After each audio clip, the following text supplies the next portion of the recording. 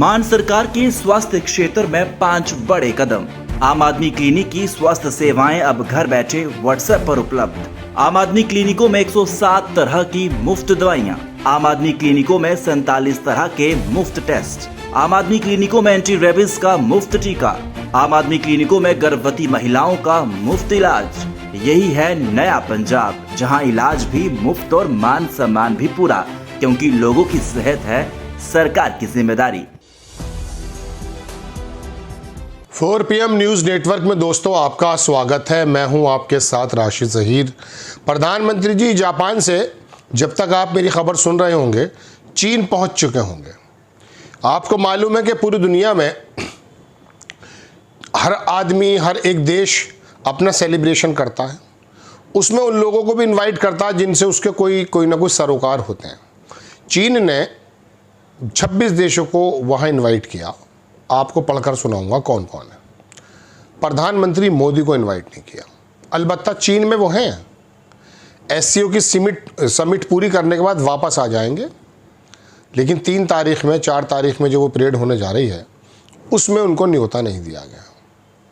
फिर हम चीन की तरफ जा रहे हैं। जाना चाहिए, लेकिन ये चीन की तरफ जाना कैसा कि चीन की जब SCO समिट में जा रहे हैं उससे पहले जापान का दौरा कर गए आप। जो चीन में परेड होने जा रही है, विक्ट्री परेड, वो जापान के ही खिलाफ थी। सेकेंड वर्ल्ड वार के ख़त्म होने पर 80 साल जो हो गए और उसके अंदर जो चीन को फतेह मिली, जिसमें अमेरिका के फाइटर्स भी मौजूद थे, उनको भी बुलाया गया। पुराने लोग हैं, उन्हें फ्लाइंग करके कुछ मास्टर ऐसा कुछ नाम दिया गया है। तो दोस्तों बात यह है कि उसी जापान में आप गए। क्वेड नाम की कोई चीज़ बची नहीं है ऑन द पेपर, ज़्यादा कुछ। आपकी विदेश नीति बार बार इस बात की प्रश्न चिन्ह खड़ा कर देती है कि जिस चीन के अंदर आप पींगे बढ़ाने की बात कर रहे हैं और अमेरिका थोड़ा सा असहज हो रहा है, जिस चीन के बारे में बहुत सारे बुद्धिजीवी आपसे ये कहते हैं कि अमेरिका को बैलेंस करने के लिए आपको चीन से संबंध बनाने चाहिए, चूँकि अमेरिका चीन के सामने हमें एज ए स्केप गोट की तरह इस्तेमाल करता है ऑलवेज़। तो ऐसे में दोस्तों उस चीन को चिढ़ाने के लिए वो जो तिब्बत का जो नेता हमारे यहाँ रहते हैं दलाई लामा, उसके मद्देनज़र भी मैंने आपको खबर सुनाई थी। और अब आकर के जापान का आप दौरा करने लगे, तो फिर उम्मीद क्या करते हैं? वो नेपाल को बुला रहा है, वो म्यांमार को बुला रहा है, वो पाकिस्तान को बुला रहा है, आसियान मुल्कों को बुला रहा है।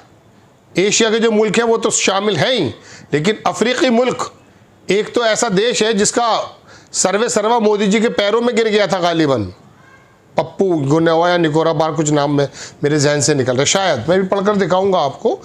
ऐसे लोगों को वो बुला रहा है, लेकिन मोदी जी आपके वहाँ होते हुए बहुत सारे लोग वहाँ रुक जाएंगे, आपको नहीं बुलाया जा रहा है, यानी कि भारत को नहीं बुलाया जा रहा। आप देखें रूस के व्लादिमीर पुतिन है वहाँ, उत्तर कोरिया का किम जोंग उन, कंबोडिया का राजा, वियतनाम के अंदर तो दोस्तों कोई सत्ता ही नहीं है, वहाँ का सैन्य शासन है, वो कब्जा कर रहा है। उसको आंग सांग सूकी को जो है उसने डाल रखा है जेल में। Laos, Indonesia, Malaysia, Mongolia, Pakistan, Nepal Nepal की पोजीशन ये हो गई कि वो अब हमें क्रॉस करके चीन की गोद में जा पड़ा है। यह है हमारी विदेश नीति जो मैं आपको बताने आया हूँ। मालदीव, मुइज़्ज़ू, कजाकिस्तान, म्यांमार, मैं माफ़ी चाहूँगा आपसे, मैं बोल गया था क्या कहते हैं पाकिस्तान मालदीव्स के बारे में। मैं म्यांमार की बात कर रहा था जहाँ सैन्य शासन है। मालदीव का तो वही है बंदा।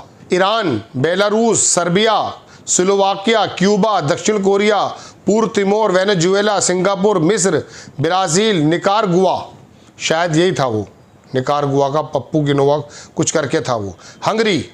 दोस्तों बात यह है कि कैसे कैसे देशों को इसने बुला, इसके दरअसल मामले बन रहे हैं, इसने अफ्रीका और यूरोप के भी बहुत सारे मुल्क, वहाँ तक चीन ने अपनी लामबंदी कर दी है, लेकिन आपको SCO समिट में होने के बावजूद भी इनवाइट नहीं किया जा रहा। यहाँ का गोदी मीडिया बता रहा है तुम्हें। वहाँ जापान की ट्रेन में बैठे हुए मोदी जी दिखाई दे रहे हैं। आपसे पूछा कि जापान की ट्रेन यहाँ पर आनी थी, वो बुलेट ट्रेन वो आई? कब की बात है वो? कब की बात है जब कर्जा लिया गया था जापान से, लेकिन आपको ये मीडिया बताएगा नहीं। ये मीडिया तो आपको राहुल गांधी के प्रोग्राम के अंदर कोई गाली देता हुआ है तो ऐसा आ गए जैसे इनके फूफा को गाली बक दी गई है। उसका तो सबको करना चाहिए, लेकिन जो देश की बड़ी इंपॉर्टेंट खबरें हैं जिससे आपका मेरा सरोकार होना चाहिए। देखिए पाकिस्तान का तो चलिए उसका स्ट्रेटेजिक एक ताल्लुकात हैं, लेकिन ये नेपाल से क्या मतलब है उसका, म्यांमार से क्या मतलब है उसका, मालदीव से क्या मतलब है उसका, आसियान के देश कौन कौन नहीं है। और मोदी जी हमें तो बताया गया कि विश्वगुरु हैं आप, ऐसा बताता था गोदी मीडिया और आपके जो भक्त हैं। हमारा भी सीना 56 इंच के ना से ही 52 का हो जाता अगर आप वाकई विश्व गुरु होते। ये विदेश नीति बताना चाहता हूँ कि जिसके खिलाफ ये दरअसल हो रही है। ये जो परेड है ये भी मैं आपको दिखाता हूँ, मैंने एक जगह से निकाला था, अगर वो मुझे मिल कि 3 सितंबर 2025 को द्वितीय विश्व युद्ध के अंत की 80वीं वर्षगांठ के अवसर पर बीजिंग में आयोजित विजय दिवस परेड के लिए 26 देशों के नेताओं को आमंत्रित किया गया। ये परेड 3 चीनी लोगों के जापानी आक्रमण के खिलाफ युद्ध में विजय और विश्व एंटी फासीवादी युद्ध के याद में है। मतलब चीनी लोगों के जापानी आक्रमण के खिलाफ उसी जापान का चक्कर लगा रहे हैं। बड़ी लंबा चौड़ा मसला तो था नहीं, जहाज पहले जापान चला जाता है बाद में कर लेते। उसी जापान में आप उम्मीद करते हैं और फिर ये उम्मीद करते हैं कि हम अमेरिका को दिखाने के लिए चीन से अपने मामलात कर लेंगे।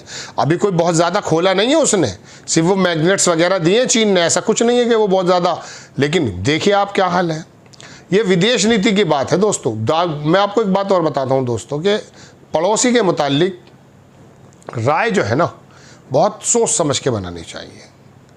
आपको ये समझना चाहिए कि ये अमेरिका किसी की लड़ाई में काम नहीं आया सिवाय इसराइल के, याद रखिएगा मेरी बात। और इसराइल के पक्ष में हम, दुनिया में 3 लोग इसराइल के पक्ष में हैं, एक तो भारत, एक अमेरिका और तीसरे का मैं नाम लेना नहीं चाहता, वो कोई देश नहीं है, वो कोई संगठन है। तो मैं आपको बताना ये चाहता हूं कि ये अमेरिका इतनी दूर से हमारे साथ आएगा नहीं। अभी चीन साथ साथ लड़ रहा था ना पाकिस्तान के, जब उसका विदेश मंत्री आया तो यहाँ की मीडिया ने बगले बजानी शुरू की। वो तो पाकिस्तान भी गया था, वो तो एससीओ समिट के लिए एक प्रोटोकॉल होता है। तो ऐसे में दोस्तों सोचने की ज़रूरत है कि आखिरकार हमारी विदेश नीति तय कौन कर रहा है।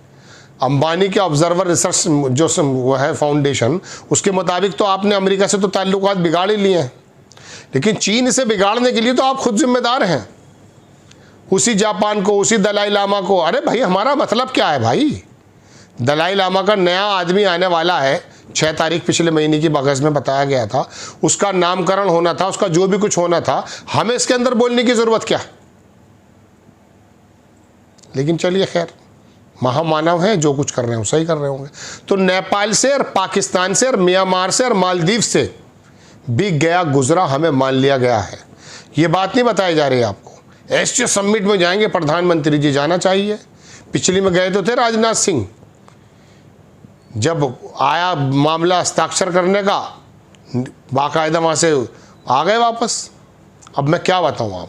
तो ये है हमारी विदेश नीति जिसको मोदी जी खुद लीड कर रहे हैं। विदेश मंत्री का तो शायद नाम ही नाम है। जय हिंद।